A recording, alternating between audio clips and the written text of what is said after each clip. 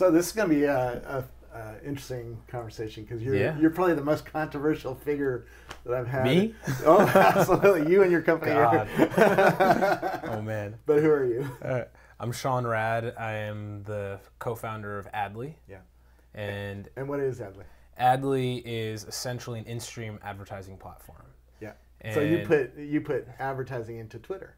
Yes. Yeah. As one of the platforms that we plan to service. So we started Adly because basically we saw that the web and content distribution was moving from these static pages to the stream. Yeah. And Twitter was the largest stream. And what we noticed about Twitter was that people were the cornerstone of that stream. They were the distributors, they were the content creators. So we set out to find a model that compensates people as part of the stream, and that's what Adly is. Yeah. And why that's important is we believe fundamentally that tweets are content. Yeah. And we view them as public. And I think that's where the controversy comes in, because a lot of people look at their Twitter behavior as talking to their friends or listening to their friends, or or both. There really is, when it comes to Twitter, there's little distinction between what is content and what is a conversation. I mean, conversation can be content. Yeah. You're discussing something with Chris. In certain cases, if it's not an @ reply, right, it's public, and you want other people to see it. And the nature of Twitter is public, right? And that makes it content. Yeah. So I'm not disputing that Twitter is not used to converse, but we view that conversation as part of the content. To be fair, Twitter is changing quite a bit, even in the last few months. I mean, I have a Twitter list of just news brands, and I have a Twitter list of just big brands like Coca-Cola, and that was not a behavior we had 3 years ago. No. 3 years ago, it was just me and Chris Perillo and Eddie Codell and other people talking back and forth. Now you actually have lots of brands talking, and you have celebrities, who are clearly doing this to make money, right? They're not, Britney Spears. Come on, let's be honest. Britney Spears is not doing a Twitter account because she just wants to make more friends. I think that's where I disagree. I think that people are doing this because it allows them to distribute information. That's what Twitter's about. Twitter, the way we see it, I think the new definition of Twitter is that it is about information discovery and information distribution. Yeah. So it's efficient for celebrities as a way of getting their message out. It's very personal in the sense that it allows them to connect very closely to their audience, more closely than any other platform provides. So how does your ad platform work? You sign into our platform, and currently we price you to the advertiser based on your input. So we'll suggest a price to you, and you say, I think I'm worth $10 a tweet, or whatever it is. Probably Scoble's worth like a few $100s a tweet. And you come into the system, the advertiser then finds Scoble. We have an entire interface for the advertiser to kind of create a campaign and find who they're looking for and what kind of voice. And then they approach you and they say, hey, Scoble, can you tweet the following message, just like you would any other tweet? And the advertiser writes the copy. So it's not your voice, it's the advertiser's voice that for a second gets in. Right? It's always disclosed as an ad. Now here's the key thing. You approve or deny every single ad. So if some pornographer comes and says, I'll pay you a few $100, well, yeah, I can say, no, sorry, I don't want that associated. We probably wouldn't let a pornographer into the advertising group, but yes, I mean, if that got through, then you can just say, no, this is not relevant to my audience, and you're trying to maintain the integrity of your content. So it's cool because there's almost this like filtration of people deciding what is relevant and what are good ads to display. Yeah. So now the way this all scales is, what we do is we have in V2 that we're launching soon, we're changing the paradigm in that. This is early December. This is this is pretty soon. Keep in mind, people can watch these videos 20 years from now, right? Yeah. So this is December 2009. Yeah. So we're launching it this month. What's going to happen is people will no longer be able to set their prices. There is an algorithm that we've built. We've been working on it for a long time and understanding kind of what are the ins and outs of this algorithm that will look at your organic content. So what is your organic performance of what you're doing, and it will also look at who you are as an individual, meaning how much spam is in your audience. So how many followers are spam, and we have a definition of what we believe is spam. How many of your followers are disengaged and will probably never see that tweet. Yeah.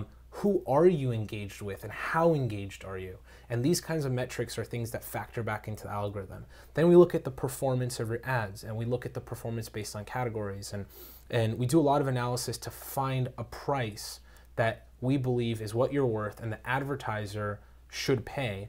So this way the advertiser has some security to know that, hey, you know, I'm paying something that's based on Scoble's value or Scoble's performance. So the advertiser's happy in that they have some price security. You're happy because you're getting a lot more ads. But here's also the how the community and the ecosystem's happy, because if you are a bad content creator, then your price will go down because we track that.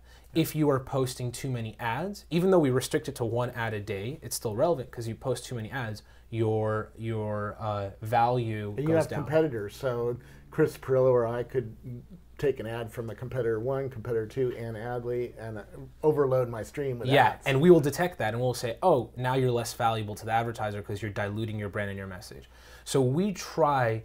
We're in the business, I mean, what we see is that people are content creators. I mean, that's the beauty of Twitter. It's the beauty of the interwebs, right? Yeah. It's allowed everyone to be a content creator. And we want to maintain that integrity. So our algorithm will basically monitor your organic and paid content, right? And will price you accordingly. So if you try to game the system, if you try to tweak 10 ads a day, we will see that and we'll be like, oh, Scoble's not that valuable, your price will go down, and you probably would see, you know, very low volume of ads coming to you. Yeah. And why that's a kind of a good comparison is Google AdSense. So look at Google AdSense's quality score. If you have a page with just ads, then your CPM will probably be 0. Yeah. If you have a page with decent content and ads and you place that, you know, the ad in the wrong way, you know, and you try to kind of fib it a little bit, then your price will be whatever. If you have good content, a good mix of ads, a good balance between content and ads, then your price will go up. So we incentivize the publisher at every point to be a better publisher. Yeah. And to take that a step further, by paying you, you can now focus more on your content. One of the problems I've had so far with in-tweet advertising is the pricing is based largely on how many followers you have or, you know, how much engagement you have, which doesn't really tell you the value of the specific audience. For instance, if I could say I have 400 surgeons who are following me, 400 surgeons is going to be worth a lot more to a drug company than 400,000 normal everyday Joes. Right, because they are very specifically trying to get their message in front of this group of people. And there's no way yet for you to say, oh, this is a guy who only has 400 followers, but they're all surgeons, or they're all executives, or they're all venture capitalists, or they're all real estate professionals. And therefore, that person is going to be able to get a message in front of a very specific audience, which might be much more valuable. There is the algorithm that's looking at your overall performance, right? And at the first step, if you're this very, very focused, niched, highly engaged publisher, then the algorithm will pick that up and price you at the maximum you could be in that range based on your followers, activity, and so on. But then there is some human curation here. So we do know what categories of advertisements demand or command higher CPM. Yeah. And we do know our publishers into it. We have an entire team that pretty much monitors what's happening in our publisher group and who's who, and tries to kind of focus on massaging relationships and focus on making sure people are getting the highest payout, because we're incentivized to make sure they get the highest payout. And in those cases, there are factors basically we can feed the algorithm and tell it that Scoble has a premium placed on his content or on his inventory. And you still allow me to make my own pricing, right? You when I signed into the system, it said you know, we priced you at $1,600 a week or something like that, and I said I'm not going to sell for less than 20. Right? Yeah, you could set a floor, right? Yeah. And you could set a floor so that your price will still be factored into the overall pricing, but predominantly it's going to change a little bit in that here's how it'll look when you log in. It's when you sign up, and this will change retrospectively for all our current users. It'll say, hey, you can limit yourself to your price. If you do that, there is a likelihood you won't get ads because we're out there selling your real value and basically who. who's the publisher really to understand what they're worth, right? Until there is some sort of deal flow. Or you can say, okay, show me anything, right? Which is basically the algorithm will ensure that you're getting the highest value, the highest bang for your content. And obviously we're incentivized to make sure that we're getting you the highest payout because we take a percentage of what you take, like any other ad network. Yeah. Can a company like Coca-Cola buy specific people and like I want to be on Chris Brogan's tweets and I want to be on Chris Perillo's tweets and I want to be on Dory Smith's tweets? Absolutely. Okay. And there's two ways to buy. You can say I want to buy these specific people, and you can find them by great filters that you kind of dive deep into our publisher group. Or you can say, hey, I have 10 grand to spend and I want to spend it on technology publishers. I don't care where it goes. And the Adly system will go and manage that spend for you and make it. Interesting. The controversy or the fundamental difference of opinion is it content or is it, I don't want to say conversation, because conversation on the right, is it like a social network? Yeah. Right? We strongly believe that it's content. I mean, look at Facebook. Let's examine Facebook. It's one to few, right, or few to few. It's about groups. It's about personal groups. About social groups. Twitter is about one to many. It's a publishing platform, right? It's a way to get one message, a piece of content to get distributed really fast. A lot of people don't yet view Twitter that way. They still view Twitter as I'm here following a small group of people and they're following me and it's my friends. So that's the old way of looking at Twitter. The new way, I look at Twitter as a broadcasting mechanism. Yes. I want to watch Mashable. He's not watching. Well, he might watch me. Hey, I follow you. I didn't know you until today. Yeah. Right? You're not, I mean, we just met. So would I put you into my Facebook stream? Probably not, because that's a totally different platform for a totally different purpose.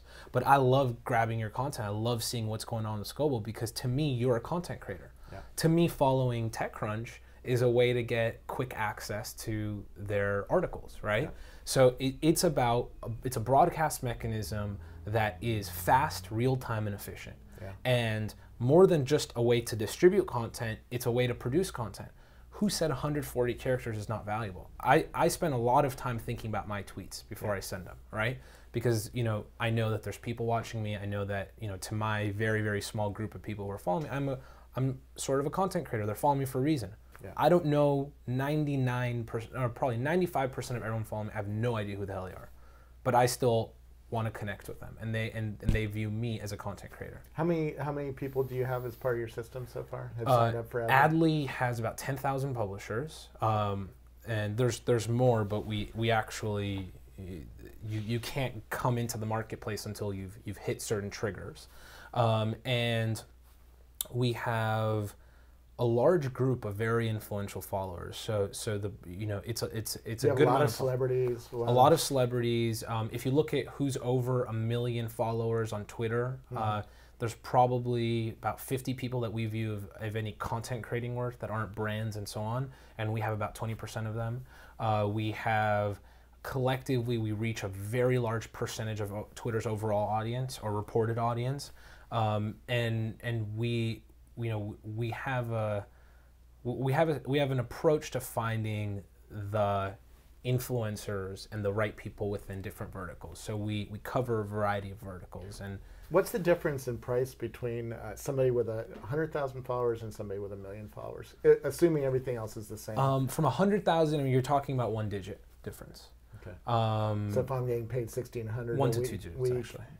A million follower will be getting 16,000 a week? No. Okay. If the pricing really depends on the individual, and it really varies. Yeah. Because most of the people who've had 1 million followers got those followers by being on the suggested user list, which means they're not very engaged followers. And, right? and our algorithm and our score will weed that out, because our score understands what that suggested follow or that like action looks like, and will come in and say, hey, this person following you obviously is not somebody who's logged in Twitter for a long time, has nobody following him back, has only followed 20 people, meaning that he probably just signed up and clicked the submit button, right, and didn't even know who he was following, which just was trying to get to like the next, which is why the suggested user function is really weird.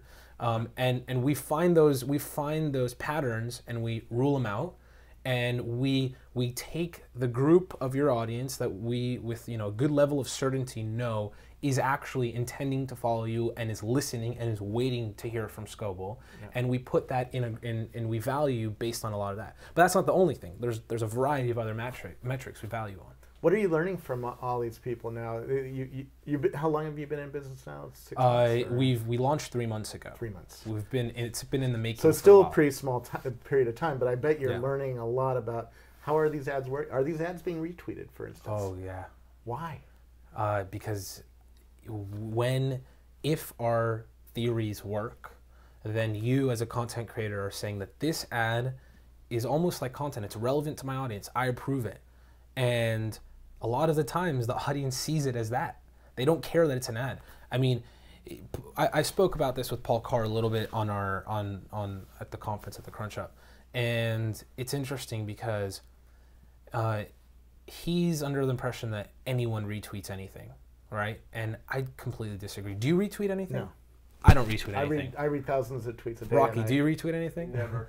I mean, I don't get it. I retweet things that I really believe in, and I think what happens is in many cases we've had a great number of ads that are actually content because we work with big studios and they pump in content.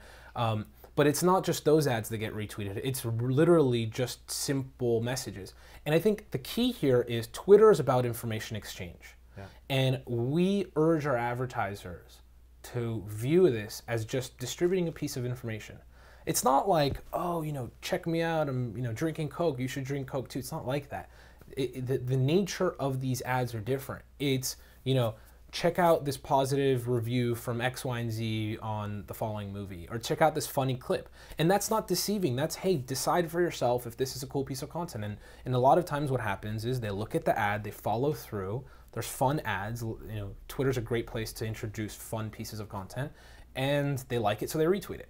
Yeah. And I think and we get a high number of retweets. And there's multiple cases. There's actually cases where they're retweeting it because of the actual content in the ad, and there's other cases where they retweet it because they're trying to earn a prize. So we have a lot of retweet and follow this name in order, 1 out of every 10 will win a prize or something like that. And the results have been phenomenal. I mean, this format of advertising is converting really well. I don't want to get into actual numbers. It's effective, it works. And I think as far as retweet goes, if the brands, we have a lot of advertisers that are brands, right? And more so brands than direct marketers. And what's interesting about Adly too is that it's a great platform for anyone, right? For any type of advertiser, but it introduces a way for brands and brand advertisers to get into digital in a way that they couldn't before. It's a very scalable, very high velocity kind of way to get your message out there, and allows them to be really creative with just simply text, right? So it's a way to distribute your message. And do advertisers try to put links to blog posts or videos? Well, you said they do videos or pictures or something. Videos, blog posts, and a lot of times they won't put a link to anywhere. A lot of the times they'll just say, hey, this is our message, or follow at Sony Pictures, or retweet this, and because it's a great branding vehicle. And so what we're doing today, frankly, what are you doing? Since I spoke to you, we realized that it might be valuable to our publishers to release some of the metrics that we collect on them for the algorithm, but release it to the public, because we want people to be better publishers. So why not have the publisher understand a little more about their audience? Yeah. So we partner with People Browser. We work very closely with People Browser on some of these analytics. And we are launching Adly Analytics hopefully next week. I don't have an exact date. So mid-December. Because this might not run until afterwards. Yeah, we're going to try to get it up earlier. It might be launched while you're watching this. But so tell me what it does. So basically, what kinds of things can I see? If I go to Adly now and I want to look up Arrington, for instance, what would I see about him? So Adly basically, well, first of all, we do have the analysis on everyone, but we're only releasing it for the individuals. So you actually have to authenticate and say your Scoble in order to see Scoble stats. Oh, okay. Whether we open it up, so I can't look at Arrington or Chris Perillo or anything. I showed it to you because you have the backseat access. But yeah. So you're not like Cloud is out there trying to show some of this analytic data. We believe this data is private to the individual, and I mean you don't go sharing your Google Analytics account to the whole world. So like why this isn't any different. But basically it will give you insight into your audience. So it'll help you understand what percentage of your audience is real or spam, what percentage is male or female, what location is your audience, like what is a location overlay, and who are your most engaged users, who talk about you the most, who interact with you the most, who don't necessarily interact with you but are the most influential people following you. I think it's an effective way to grow your content, grow your brand, understand your audience so you can better cater content to them, and it ties back into our belief that Twitter is about content. Yeah. So why not empower the content creators both with money and with analytics and incentives based on our algorithm to be better content creators? One thing I really liked about the new analytics, it showed me when I was getting retweets. Yeah. Because I get retweets during a certain segment of the day because that's when my audience is mostly engaged with me and awake. Yes. Because I have a mostly U.S. audience. Yes. And so I can see where I should focus my content on Twitter, my behavior. Yes. And that's the kind of thing you're trying to teach content guys like me to focus on these hours of the day instead of all the other hours. Be a better content creator, and extend your value, extend the value of your content, and reach out more to your audience. So that's basically the purpose of Alley Analytics. We're in the business of monetizing your influence, and helping you make money from this content.